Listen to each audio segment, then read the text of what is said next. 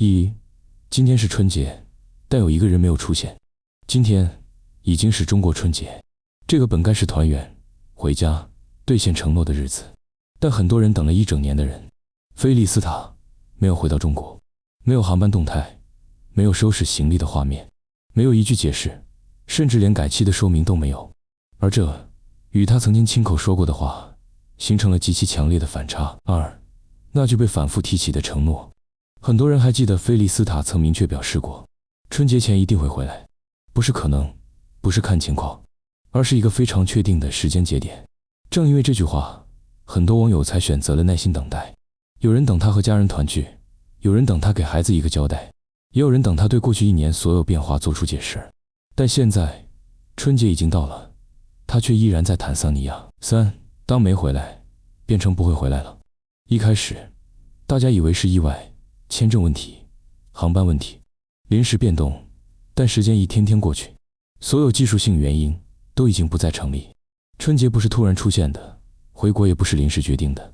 当一个人在最重要的节点都没有出现，那就说明一个问题，他不是来不了，而是不再回来。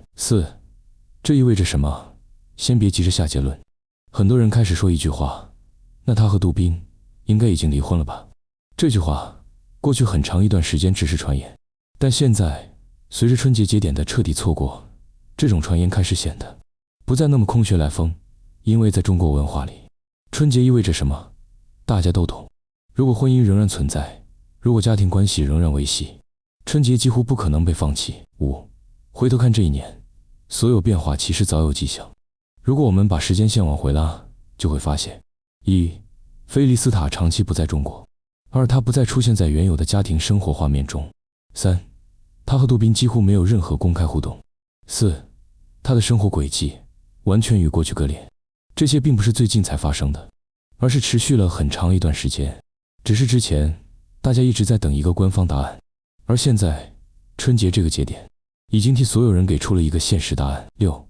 如果真的已经离婚，为什么一直不说？这是很多人最无法理解的地方。如果事情已经结束，为什么不公开？为什么不解释？为什么让所有人一直猜？答案可能并不复杂，牵涉孩子，牵涉舆论，牵涉利益，牵涉过去塑造的形象。沉默有时是成本最低的选择，但沉默并不等于没有后果。对外界来说，沉默就是默认现实在发生。在公众视角里，当一个重要承诺被彻底放弃，却没有任何说明时，大家自然会用行为来判断事实。不回国，不团聚，不回应，这些行为本身就已经在说话。最让人唏嘘的不是离婚，而是消失。很多人其实并不纠结于离没离婚，真正让人难受的事儿，菲利斯塔好像从原本的人生里彻底抽离了。他不再属于那个家庭，不再属于那个春节，甚至不再属于那个故事。而这一切没有一个清晰的句号。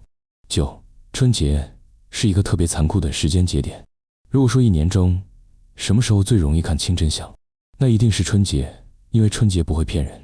回不回家，见不见面，团不团圆，所有关系都会在这一天现形。而今年春节，菲利斯塔缺席了。结语，也许答案已经写在时间里，也许我们终究等不到一句正式的声明，但有些事情不需要声明。当承诺没有兑现，当时间已经给出答案，当生活彻底分叉，结果其实已经很清楚了。对菲利斯塔来说，也许他已经走向了另一种人生。对外界来说，我们能做的只有尊重现实，而不是继续活在过去的承诺里。